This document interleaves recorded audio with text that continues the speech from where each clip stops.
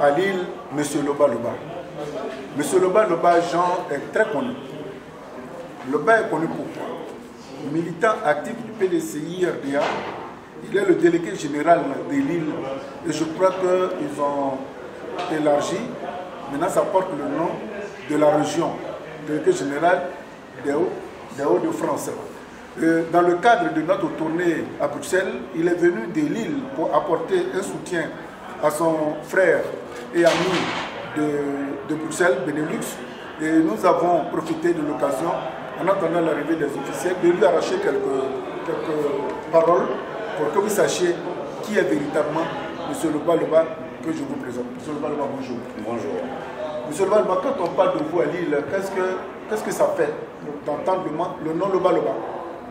Qu'est-ce que ça fait? Ça reflète ce que je suis. C'est-à-dire? Moi, je suis quelqu'un de fidèle, plein de la loyauté.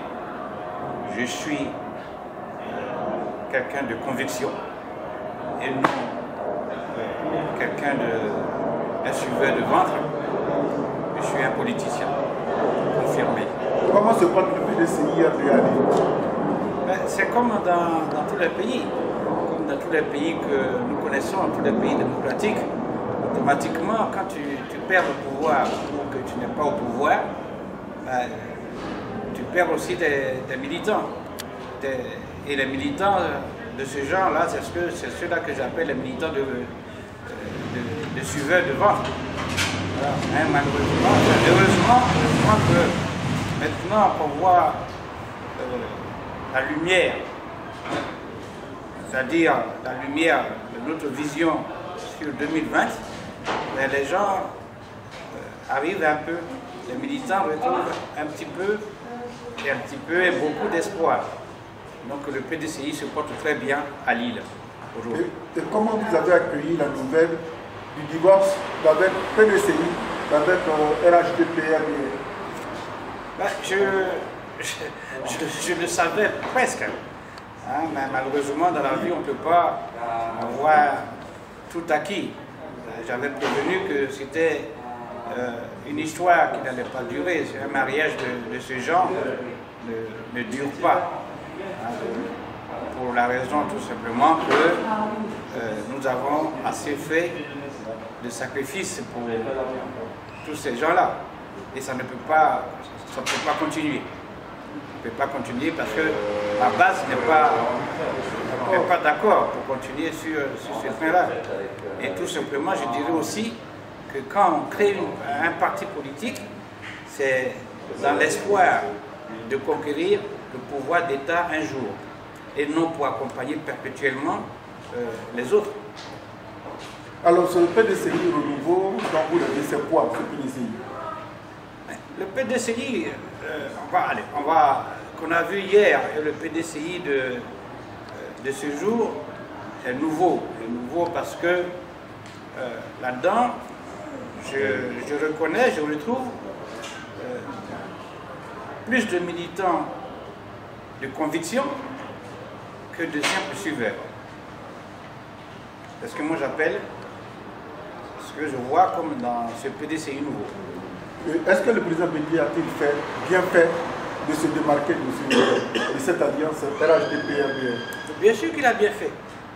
Il a bien fait parce que, comme je le dis tantôt, hein, on crée un parti politique dans l'espoir de conquérir un pouvoir d'État évidemment, et non pas pour accompagner perpétuellement les autres.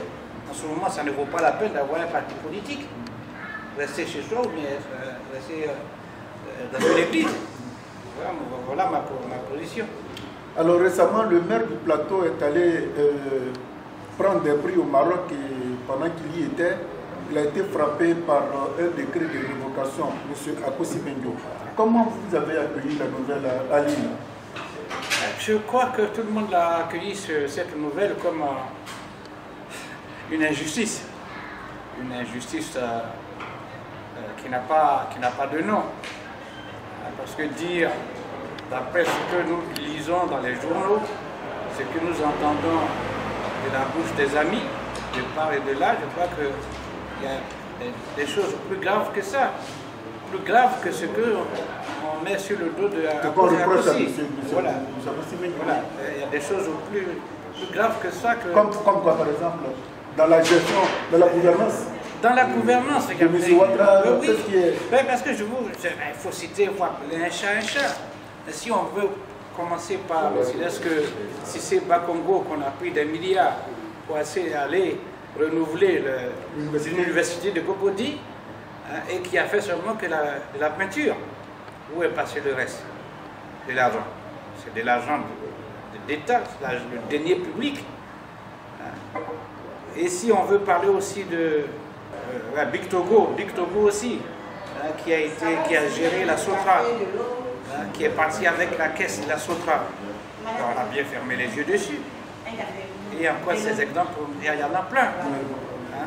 Et pourquoi c'est 6 millions et tout ça la retombe? Mais oui, mais il faut bien un bouc émissaire pour endosser tout ça. Nous venons aussi, nous avons lu dans ces derniers temps, dans les journaux, où les journaux français accusent notre chef d'État d'avoir détourné et mis sur son compte ici en France 27 milliards de francs CFA. Nous avons tous lu ça. Et ça n'a pas été démenti. Et ça n'a pas été démenti pour le moment. Donc ça veut dire que c'est vrai. Ça veut dire que c'est vrai. Bien sûr, c'est qui ne conteste pas consent. Donc voilà ce que moi j'en dis. Est-ce que vous pensez pouvoir avoir un militant actif pour représenter le PDCI-RDA à l'orée de l'an 2020 pour reconquérir ce pouvoir d'État que le PDCI a perdu injustement par le fait de ce que nous connaissons tous depuis 1999? Est-ce que vous avez un portrait robot à nous dessiner? Le portrait robot, on en a beaucoup au PDCI. Hein, ce n'est pas les candidats qui manquent. Maintenant, je crois que c'est aux membres du bureau politique de savoir faire le bon choix. Bien sûr, tout en écoutant aussi la base. Parce que j'ai dit aussi sur les réseaux sociaux, hein, que quel que soit l'argent que tu peux avoir sur ton compte, sans les militants de base, tu ne peux pas avoir un parti politique. Hein, nous avons vu des exemples partout. Donc il faut tenir toujours compte des militants de base. Parce que sans militants, tu n'as pas de parti politique. Parce que tu ne fais pas l'argent, ne serait-ce qu'un sitting. Tu ne peux pas aller faire un sitting avec des milliards. C'est avec les hommes. Avec les hommes. D'accord. On appelle les militants de base. Les prisonniers politiques, il y en a qui sont libérés, en l'occurrence Mme Gbagbo, qui avait été condamnée lourdement, et puis, bon, on vient de les libérer. Comment aussi vous avez accueilli cette nouvelle ligne? Ben, il y a longtemps qu'on attendait la libération, pas spécialement de Simone Gbagbo. Hein, mais nous attendons que tous ces prisonniers politiques, même si ils ne veulent pas entendre ce nom-là, ou bien cette appellation-là, doivent être libérés. Puisque l'autre côté, à mon âge, tu ne vas pas m'apprendre qu'une seule personne reste chez lui et fait son palabre lui tout seul. Pour faire palabre, il faut être à deux. Donc si, après, comme dans les villages aussi, quand il y a un conflit, le chef du village intervient, on appelle les deux personnes qui sont en conflit. Et après, on voit celui qui a tort, celui qui a raison.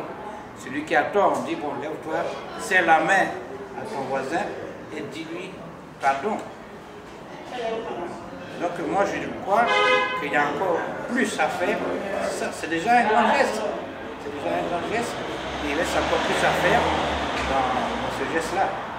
Parce que là-dedans, même si on me dit qu'il n'y a pas de prisonniers politiques, comment on peut les appeler alors? Comment on peut les appeler alors? Moi je dis aussi, je vais dans le sens de mon invité qui s'appelle M. Loba Loba Jean. M. Loba Loba Jean est le délégué général du PDCI de Lille. Et maintenant, ils ont ajouté les Hauts-de-France.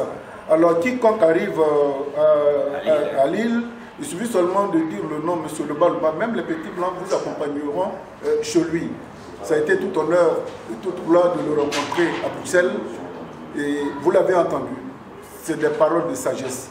Monsieur Loba Loba, merci. Merci, monsieur. Merci de nous avoir accordé cette interview. C'est plutôt moi qui vous remercie. Nous vous souhaitons une bonne conférence à Bruxelles. Il n'y a pas de souci. Merci. Merci à vous. Alors, bon retour. Merci. Et puis, on va le compter. Et un bon courage à vous aussi. Merci.